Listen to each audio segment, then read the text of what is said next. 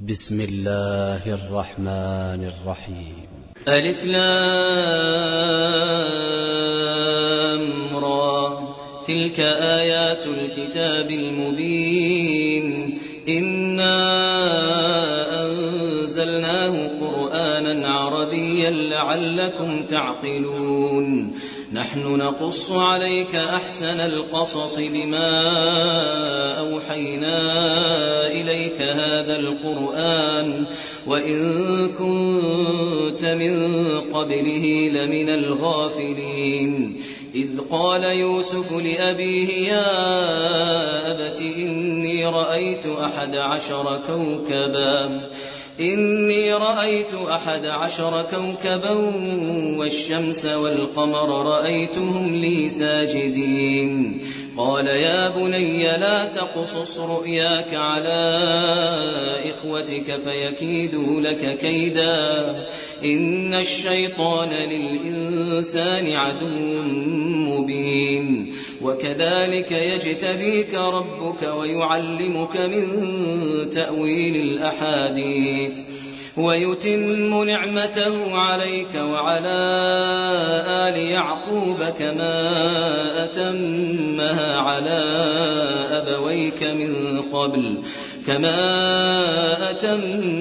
على أبويك من قبل إبراهيم وإسحاق إن ربك عليم حكيم لقد كان في يوسف وإخوته آيات للسائلين إذ قالوا ليوسف وأخوه أحب إلى أبينا منا ونحن عصبة إن أبانا لفي ضلال مبين اقتلوا يوسف أو اطرحوه أرضا يخل لكم وجه أبيكم وتكونوا من بعده قوما صالحين قال قائل منهم لا تقتلوا يوسف وألقوه في غيابة الجب يلتقطه بعض السيارة إن كنتم فاعلين قالوا يا أبانا ما لك لا تأمنا على يوسف وإنا له لناصحون أرسله معنا غدا يرتع ويلعب وإنا له لحافظون قال إني ليحزنني أن تذهبوا به وأخاف أن يأكله الذئب وأنتم عنه غافلون قالوا لئن أكله الذئب ونحن عصبة إنا إذا لخاسرون فلما ذهبوا به وأجمعوا أن يجعلوه في غيابة الجب وأوحينا إليه لتنبئنهم بأمرهم هذا وهم لا يشعرون وجاءوا أباهم عشاء يبكون قالوا يا أبانا إنا ذهبنا نستبق وتركنا يوسف عند متاعنا فأكله الذئب وما أنت بمؤمن لنا ولو كنا صادقين وجاءوا على قميصه بدم كذب قال بل سولت لكم أنفسكم أمرا فصبر جميل والله المستعان على ما تصفون وجاءت سيارة فأرسلوا واردهم فأدلى دلوه قال يا بشرى هذا غلام وأسروه بضاعة والله عليم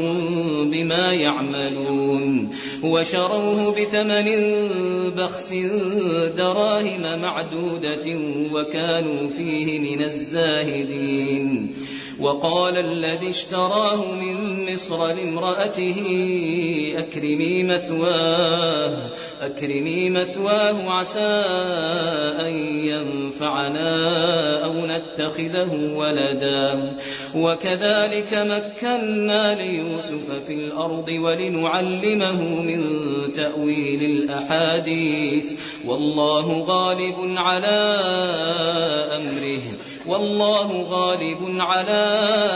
أمره ولكن أكثر الناس لا يعلمون ولما بلغ أشده آتيناه حكما وعلما وكذلك نجزي المحسنين وراودته التي هو في بيتها عن نفسه وغلقت الأبواب وقالت هيت لك قال معاذ الله إنه ربي أحسن مثواي إنه لا يفلح الظالمون ولقد همت به وهم بها لولا أن رأى برهان ربه كذلك لنصرف عنه السوء والفحشاء إنه من عبادنا المخلصين واستبق الباب وقدت قميصه من دبر وألف يا سيدها لدى الباب قالت ما جزاء من أراد بأهلك سوءا إلا أن يسجن أو عذاب أليم قال هي راودتني عن نفسي وشهد شاهد من أهلها إن كان قميصه قد من قبل فصدقت وهو من الكاذبين وإن كان قميصه قد من دبر فكذبت وهو من الصادقين فلما رأى قميصه قد من دبر قال إنه من كيدكن إن كيدكن عظيم يوسف أعرض عن هذا واستغفري لذنبك إنك كنت من الخاطئين وقال نسوة في المدينة امرأة العزيز تراود فتاها عن نفسه قد شغفها حبا إنا لنراها في ضلال مبين فلما سمعت بمكرهن أرسلت إليهن وأعتدت لهن متكئا وآتت كل واحدة منهن سكينا وقالت اخرج عليهم فلما رأينه أكبرنه وقطعن أيديهن وقلن حاش لله ما هذا بشرا إن هذا إلا ملك كريم قالت فذلكن الذي لمتنني فيه ولقد راودته عن نفسه فاستعصم ولئن لم يفعل ما آمره ليسجنن وليكونن من الصاغرين قال رب السجن أحب إلي مما يدعونني إليه وإلا تصرف عني كيدهن أصب إليهن وأكن من الجاهلين فاستجاب له ربه فصرف عنه كيدهن إنه هو السميع العليم ثم بدا لهم من بعد ما رأوا الآيات ليسجننه حتى حين ودخل معه السجن فتيان قال أحدهما إني أراني أعصر خمرا وقال الآخر إني أراني أحمل فوق رأسي خبزا تأكل الطير منه نبئنا بتأويله إنا نراك من المحسنين قال لا يأتيكما طعام ترزقانه إلا نبأتكما بتأويله قبل أن يأتيكما ذلكما مما علمني ربي إني تركت ملة قوم لا يؤمنون بالله وهم بالآخرة هم كافرون واتبعت ملة آبائي إبراهيم وإسحاق ويعقوب ما كان لنا أن نشرك بالله من شيء ذلك من فضل الله علينا وعلى الناس ولكن أكثر الناس لا يشكرون يا صاحبي السجن أأرباب متفرقون خير أم الله الواحد القهار ما تعبدون من دونه إلا أسماء سميتموها أنتم وآباؤكم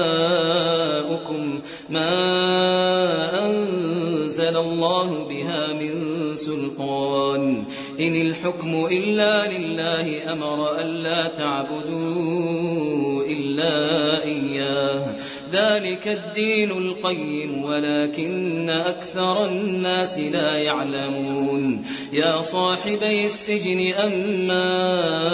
أحدكما فيسقي ربه خمرا وأما الآخر فيصلب فتأكل الطير من رأسه قضي الأمر الذي فيه تستفتيان وقال للذي ظن أنه ناج منهما اذكرني عند ربك فأنساه الشيطان ذكر ربه فلبث في السجن بضع سنين وقال الملك إني أرى 7 بقرات سمان يأكلهن 7 عجاف و7 سنبلات خضر وأخر يابسات يا أيها الملأ أفتوني في رؤياي إن كنتم للرؤيا تعبرون قالوا أضغاث أحلام وما نحن بتأويل الأحلام بعالمين وقال الذي نجا منهما وادكر بعد أمة أنا أنبئكم بتأويله فأرسلون يوسف أيها الصديق أفتنا في 7 بقرات سمان يأكلهن 7 عجاف و7 سنبلات خضر وأخر يابسات لعلي أرجع إلى الناس لعلهم يعلمون قال تزرعون 7 سنين دأبا فما حصدتم فذروه في سنبله إلا قليلا مما تأكلون ثم يأتي من بعد ذلك 7 شداد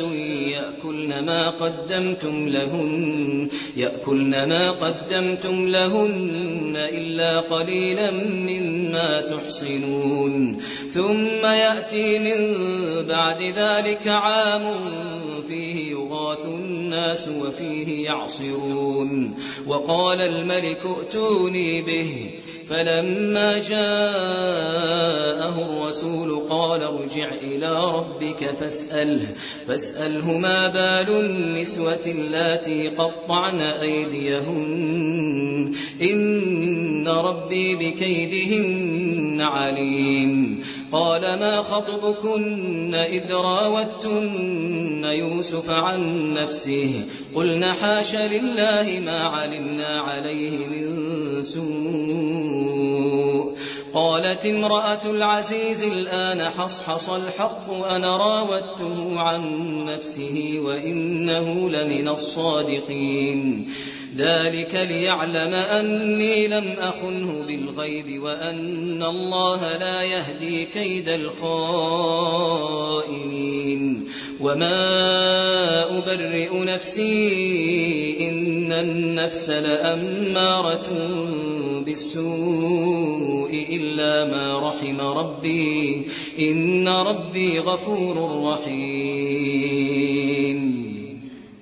وقال الملك ائتوني به أستخلصه لنفسي فلما كلمه قال إنك اليوم لدينا مكين أمين قال جعلني على خزائن الأرض إني حفيظ عليم وكذلك مكنا ليوسف في الأرض يتبوأ منها حيث يشاء نصيب برحمتنا من نشاء ولا نضيع أجر المحسنين ولأجر الآخرة خير للذين آمنوا وكانوا يتقون وجاء إخوة يوسف فدخلوا عليه فعرفهم وهم له منكرون ولما جهزهم بجهازهم قال ائتوني بأخ لكم من أبيكم ألا ترون أني أوفي الكيل وأنا خير المنزلين فإن لم تأتوني به فلا كيل لكم عندي ولا تقربون قالوا سنراود عنه أباه وإنا لفاعلون وقال لفتيانه جعلوا بضاعتهم في رحالهم لعلهم يعرفونها إذا انقلبوا إلى أهلهم لعلهم يرجعون فلما رجعوا إلى أبيهم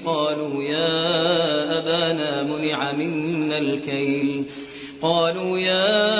أبانا منع منا الكيل فأرسل معنا أخانا نكتل وإنا له لحافظون قال هل آمنكم عليه إلا كما أمنتكم على أخيه من قبل فالله خير حافظا وهو أرحم الراحمين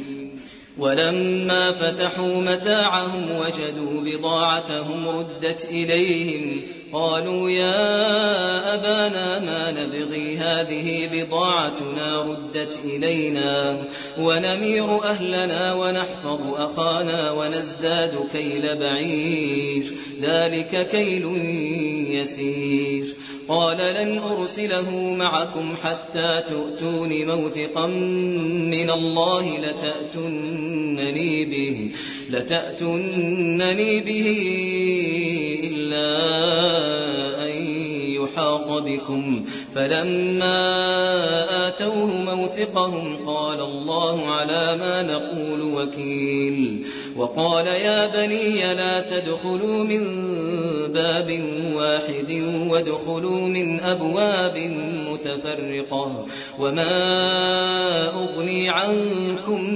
من الله من شيء إن الحكم إلا لله عليه توكلت وعليه فليتوكل المتوكلون ولما دخلوا من حيث أمرهم أبوهم ما كان يغني عنهم من الله من شيء إلا حاجة في نفس يعقوب قضاها وإنه لذو علم لما علمناه ولكن أكثر الناس لا يعلمون ولما دخلوا على يوسف آوى إليه أخاه قال إني أنا أخوك فلا تبتئس بما كانوا يعملون فلما جهزهم بجهازهم جعل السقاية في رحل أخيه ثم أذن مؤذن أيتها العير إنكم لسارقون قالوا وأقبلوا عليهم ماذا تفقدون قالوا نفقد صواع الملك ولمن جاء به حمل بعير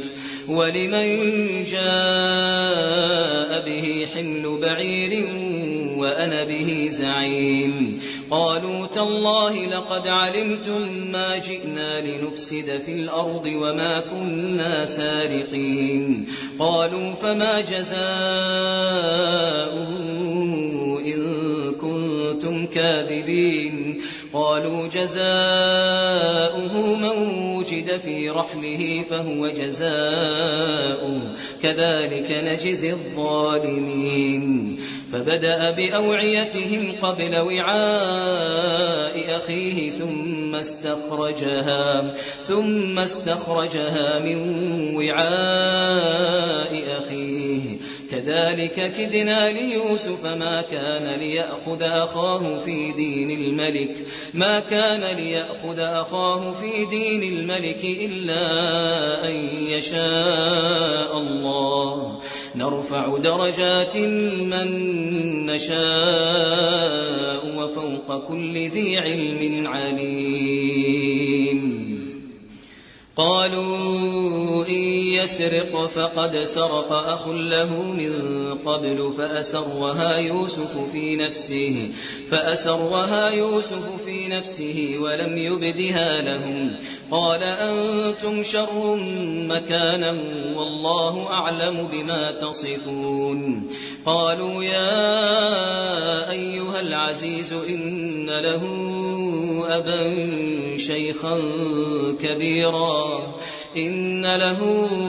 أبا شيخا كبيرا فخذ أحدنا مكانه إنا نراك من المحسنين قال معاذ الله أن نأخذ إلا من وجدنا متاعنا عنده إنا إذا لظالمون فلما استيئسوا منه خلصوا نجيا قال كبيرهم ألم تعلموا أن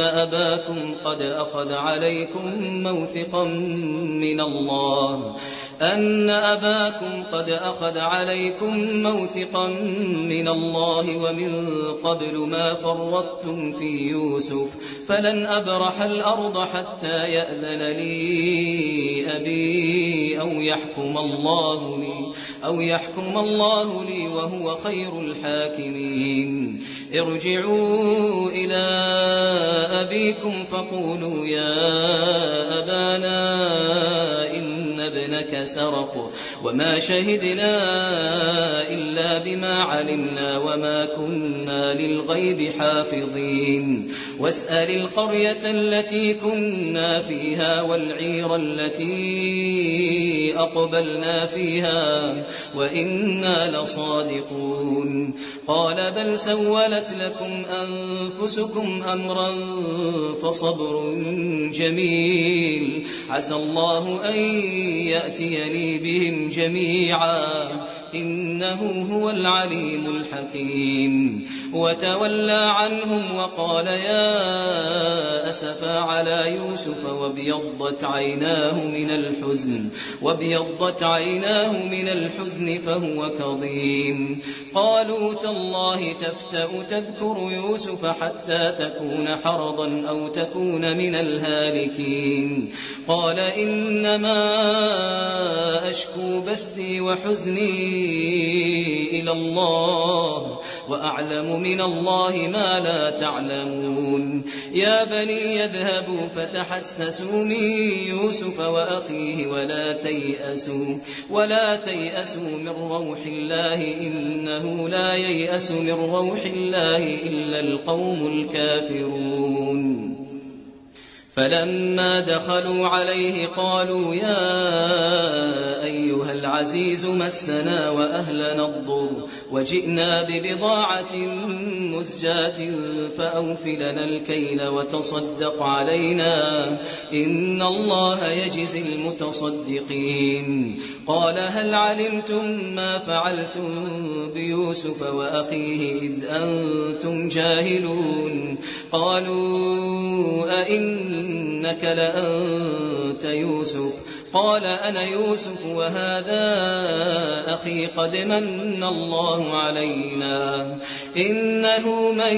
يتق ويصبر فإن الله لا يضيع أجر المحسنين. قالوا تالله لقد آثرك الله علينا وإن كنا لخاطئين. قال لا تثريب عليكم اليوم يغفر الله لكم وهو أرحم الراحمين. اذهبوا بقميصي هذا فألقوه على وجه أبي يأت بصيرا وأتوني بأهلكم أجمعين. ولما فصلت العير قال أبوهم إني لأجد ريح يوسف لولا أن تفندون. قالوا تالله إنك لفي ضلالك القديم. فلما أن جاء البشير ألقاه على وجهه فارتد بصيرا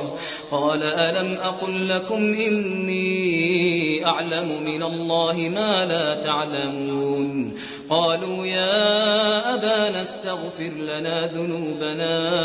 إنا كنا خاطئين. قال سوف أستغفر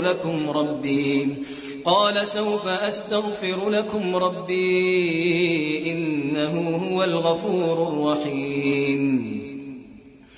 فلما دخلوا على يوسف آوى إليه أبويه وقال ادخلوا مصر إن شاء الله آمنين. ورفع أبويه على العرش وخروا له سجدا وقال يا أبت هذا تأويل رؤياي من قبل قد جعلها ربي حقا وقد أحسن بي إذ أخرجني من السجن وجاء بكم من البدو من بعد أن نزغ الشيطان بيني وبين إخوتي إن ربي لطيف لما يشاء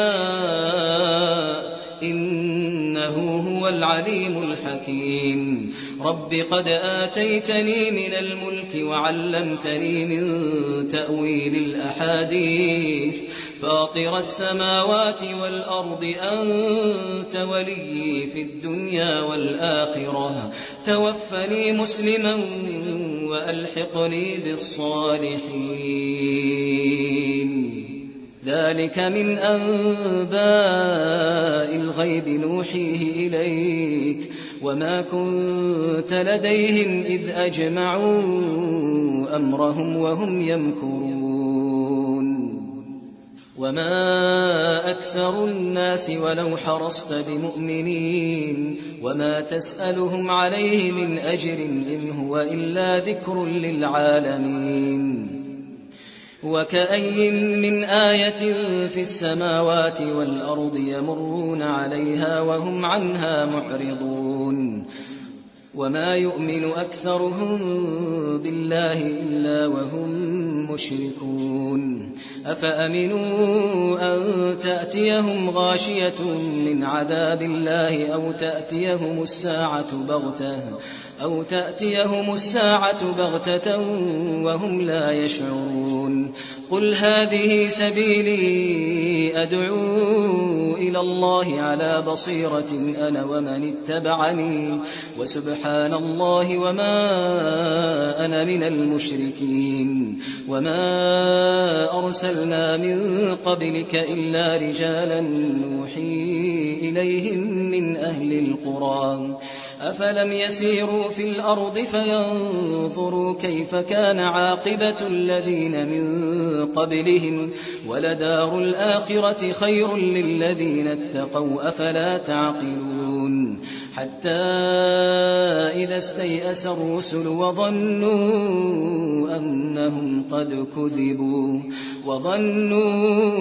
أنهم قد كذبوا جاءهم نصرنا فنجي من نشاء ولا يرد بأسنا عن القوم المجرمين لقد كان في قصصهم عبرة لأولي الألباب ما كان حديثا يفترى